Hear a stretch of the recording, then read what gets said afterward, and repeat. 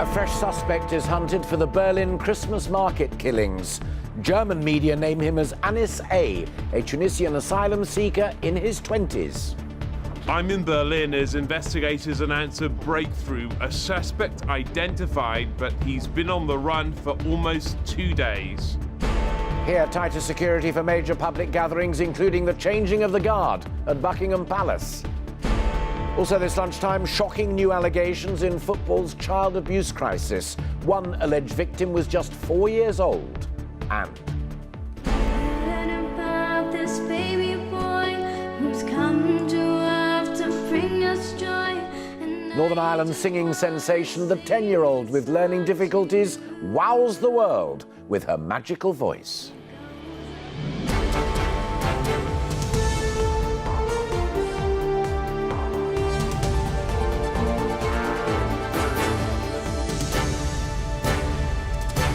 This is the ITV Lunchtime News with Alistair Stewart. Good afternoon. Within hours of releasing their first suspect, it's reported German police are now looking for another. He's named as Anis A young Tunisian. His temporary stay permit was found in the cab of the lorry that ploughed through Christmas shoppers on Monday night, killing 12 and injuring many more. The director of one of the clinics where surviving patients are being treated said many of the injuries are life-threatening and the death toll could rise further.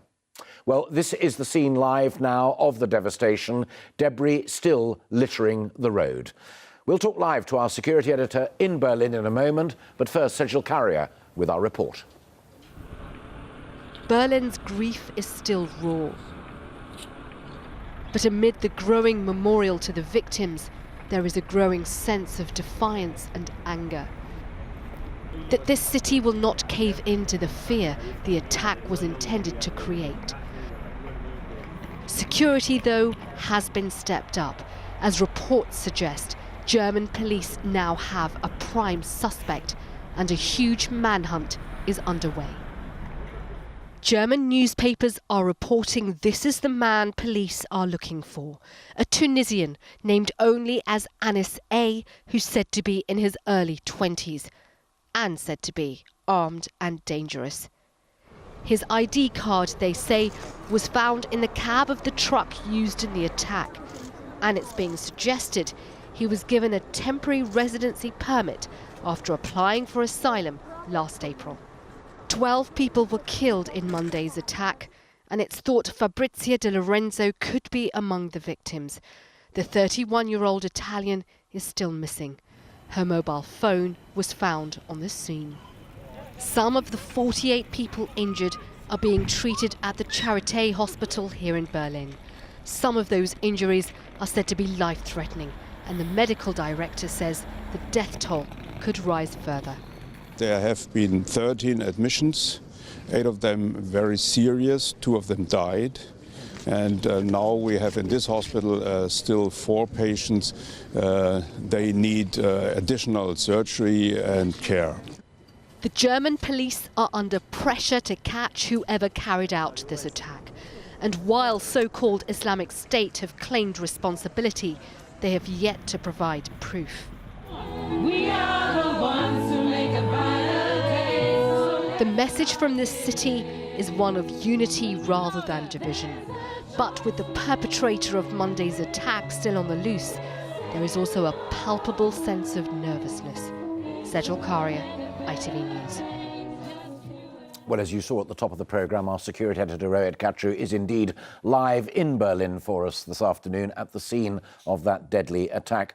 Rohit, can you tell us any more about the profile of this man that the police are said to be looking for?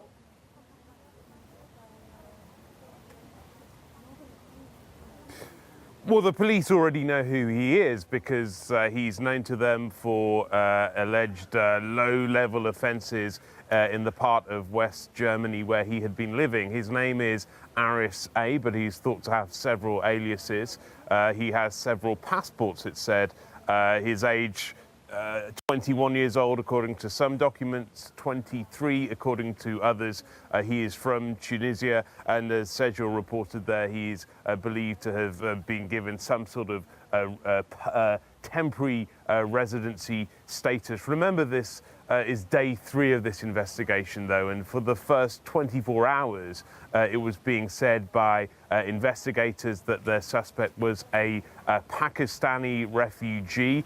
He has now been released, and there is a sense here that after those 2 steps back, this is 1 step forward in this investigation, but only 1, because it is possible that they have lost many of those opening golden hours of the investigation where people might have been gathering information and sharing small details that they shared to help this investigation. Rohit, thank you.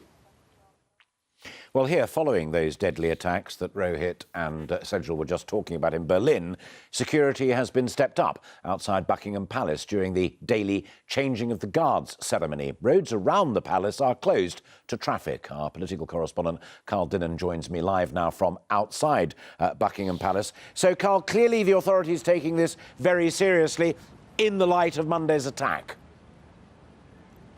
Very much so. For the change of the guard today, there was an enhanced security set up. Roads around the palace were closed while the ceremony was going on. This was something that police had planned to do in the new year, but it was brought forward as a direct response to what happened in Berlin. Slightly more broadly as well, the police have been giving advice to lorry drivers about how to avoid their vehicles being stolen, as the one in Berlin was to be used in just such an attack.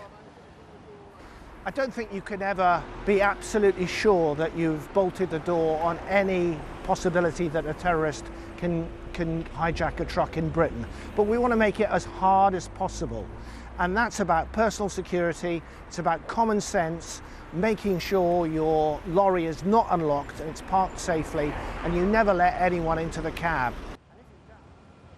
But of course, these kind of measures can only really deal with specific places, specific kinds of targets. More broadly, to keep the country safe, it's a matter of intelligence and trying to stop these things before they get to the stage of becoming an attack. And to that end, MI5 are working on this kind of threat. I understand from Whitehall sources that their planning hasn't changed. They were already aware that this was a risk, although I think it's safe to say they are helping the Germans with any names that they come up with and running them through their systems here. Carl, thank you. In other news, the youngest potential victim of historical child sex abuse in football is just 4 years old, according to the National Police Chiefs Council. They also say that there are more than 150 potential suspects. Well, our sports correspondent Ian Payne joins me live. Ian, when we last discussed this, you said to me these numbers are jaw-dropping. They are now worse. Yeah, well, they've almost doubled, Alistair. As you say, they've come from the police, and it's part of the Operation Hydrant, which was set up to investigate historical child sexual abuse within institutions and people of public prominence. But as you say, I mean, as the weeks go on, the figures get more and more astonishing. So this is what the police have said today. The youngest alleged victim was just 4 years old. The oldest was 20.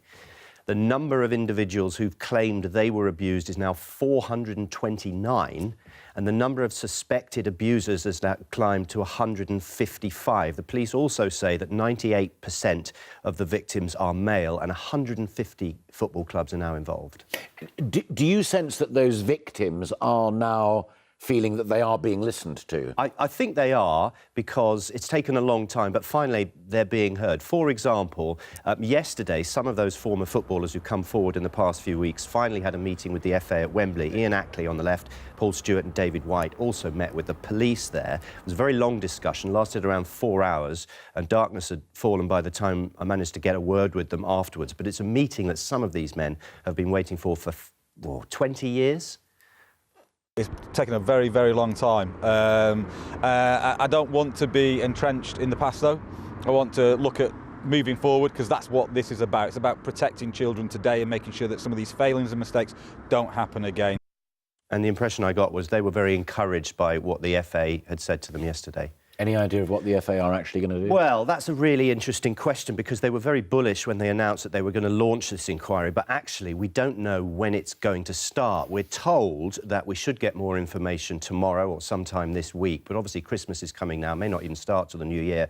The problem has been that the original QC that they tried to use to head the inquiry, they changed, and the current one is busy.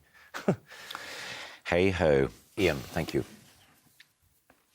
Bosses like Sir Philip Green should face the nuclear deterrent-sized fines for avoiding pension responsibilities. BHS has a £571 million pension black hole, and the Commons Work and Pensions Committee said stronger regulatory powers would give Sir Philip a far stronger incentive to make good on his promise to fix it.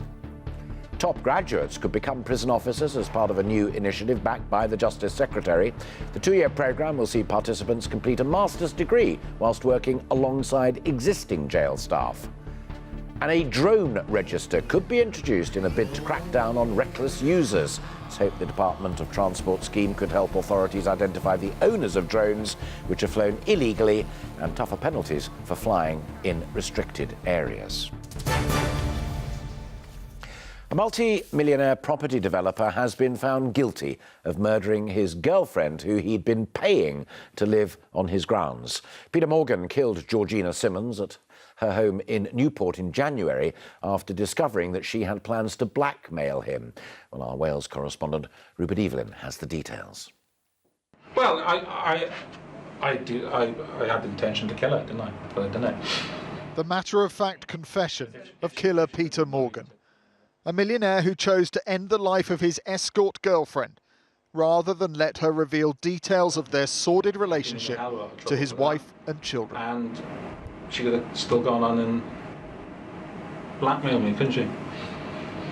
Georgina Simmons was paid up to £10,000 a month for an exclusive relationship with Morgan. In the grounds of his castle near Newport, she lived rent-free in a bungalow, all part of the contract between her and the businessman. But Simmons wanted out, and blackmail was her method. It would, she believed, guarantee her lifestyle and money. Instead, it ended her life. The day before she died, Peter Morgan is seen fetching the tools he would use to kill. Then, having strangled her, and in a vain attempt to conceal his crime, he initially denied any knowledge of her disappearance. Where do we think she was going at 12 o'clock? Didn't say. She didn't say.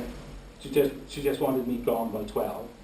But he knew where she was and why she wasn't coming back. 7 years ago, Peter Morgan, a man worth £20 million, was speaking to ITV News about his pride in restoring an ancient windmill. Here and built the windmill and built the farm. Now a convicted killer, his wealth and riches will bring little benefit as he looks forward to years behind bars. In a statement today, Georgina's mother said her death has left a hole in our lives that will never be repaired, adding that her granddaughter has been left to grow up without a mum in what has been a devastating tragedy for the whole family. Rupert Evelyn, ITV News, Newport. Still to come, a family in time for Christmas. The gorilla, whose mum is ill, gets a foster mum for the festive period. And With every breath I'm singing hallelujah. how a shy, quiet primary school pupil found her voice on stage.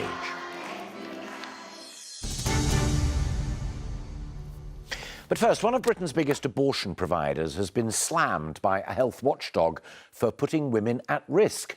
The Care Quality Commission visited 12 Murray Stopes clinics in England between April and August this year. Inspectors found that staff were inadequately trained, with limited training in resuscitation, that some staff obtaining consent from patients had insufficient knowledge of the procedures, and clinicians reportedly, and I quote, bulk signed forms authorising those abortions. Now, after those inspections, some abortion services were suspended at Murray Stopes clinics.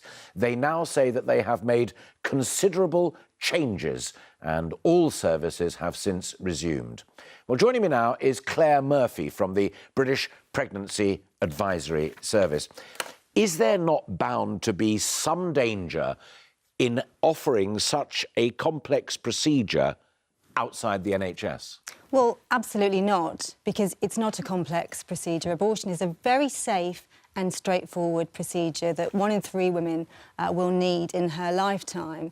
And BPAS, for example, has been providing abortions outside of the NHS, but on behalf of the NHS to women since 1968. So it's absolutely the case that charitable independent providers can provide safe, high-quality, compassionate care. But what does definitely need to be the case is that everyone, wherever they're working in the NHS, in the charitable sector, in the independent sector, needs to be clear that they are working to the robust regulatory guidance and regulations that are in place, and that's what's gone wrong here. Yeah, absolutely crucial. And Murray Stopes say they've now put their house in order, as it were. I mean, as it were, you're a competitor to them, and it's a difficult question, but I must put it to you anyway. From what you've read and seen, do you think they overreached themselves? I think what matters is that we need to be providing a compassionate, high-quality service to women. I think we need to be very clear that we are following regulatory guidelines. There is a vast body of regulations, and you cannot pick and mix from what you follow and what you don't. And I think we owe it to women. You know, as I say, it is a safe and straightforward procedure, but no procedure is safe if it is done not in accordance with the regulation that is in place to keep women safe. And I think the lessons that that everyone needs to learn from this is that regulation is there for a reason, and you can't just pick and choose what you adhere to. Final point. I take your point that it may not be, I'm not a medical person, but it may not be over complex medically. Mm-hmm. Psychologically, emotionally, it can be. So that support needs to be just as much in place, particularly for vulnerable folk, as getting it right medically. Oh, absolutely. I think we need to provide a holistic service to women, but bearing in mind that for many women, abortion is the solution to the problem of an unwanted pregnancy. It's not something that causes them trauma. But we need to be absolutely clear that all women should be able to access backup services, backup support, for when they do have things they wish to talk about. Claire, thank you very much indeed. Some news that we've just received this lunchtime. The Queen and the Duke of Edinburgh will not be travelling to Sandringham today because of heavy colds. Now, they usually travel after their Christmas lunch, but in a statement, the Palace said this lunchtime, Queen and the Duke of Edinburgh have heavy colds and so have decided not to travel to Sandringham today. Now, a baby gorilla who was raised by keepers at Bristol Zoo has been reunited with a new family just in time for Christmas. Afia, a Western Lowland gorilla, was left fighting for her life after being born by emergency caesarean 10 months ago. Her mother's been too ill to look after her. Olivia Kinsley is at Bristol Zoo and has the story. The lunchtime feed has just begun here at Bristol Zoo, and over my left-hand shoulder there we've got Afia. She's our 10-month-old Western Lowland gorilla, just on the back there of her foster mum, Romina. And what's unusual about this is that Afia has been hand-reared by her keepers and that she's integrated to the group so quickly after just about a month. Sometimes that process can take 3 or 4 years. Here we've got Lindsay Bugg. Hi, Lindsay. Hi. You helped to hand rear her. She had a very difficult start in life, didn't she? She did indeed. We knew her mum, Kira, was pregnant, but unfortunately a few weeks before Afia was due to be born, we knew that Kira was showing signs that she was having some difficulty. She became very, very unwell, and over several days she deteriorated quite rapidly.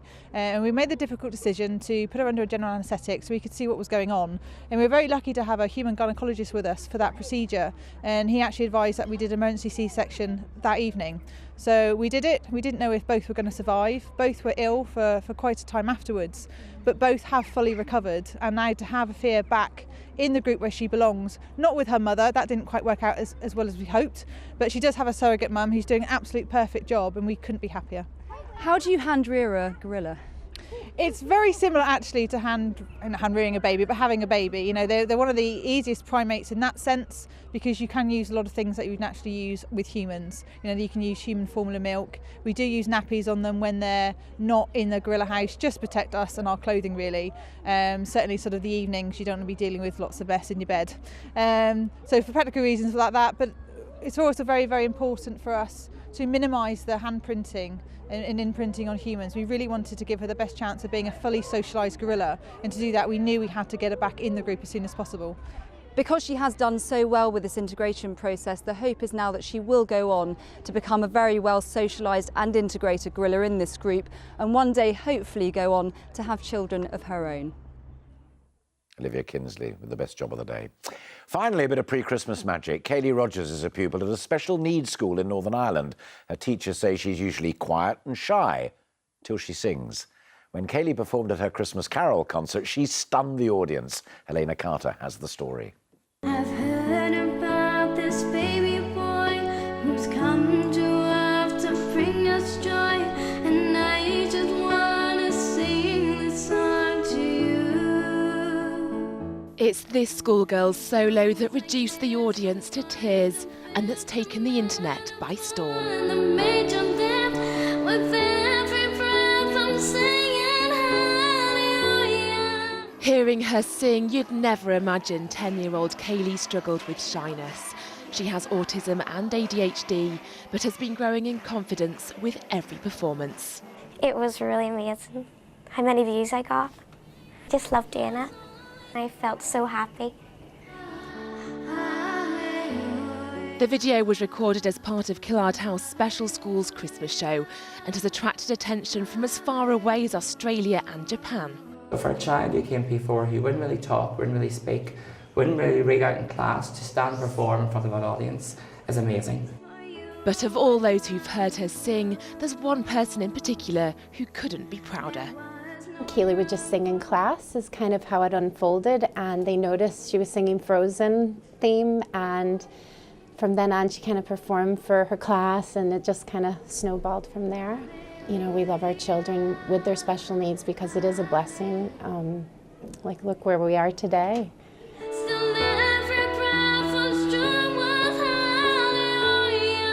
From her little school hall, she sings to the world, a young girl with a gift of a voice.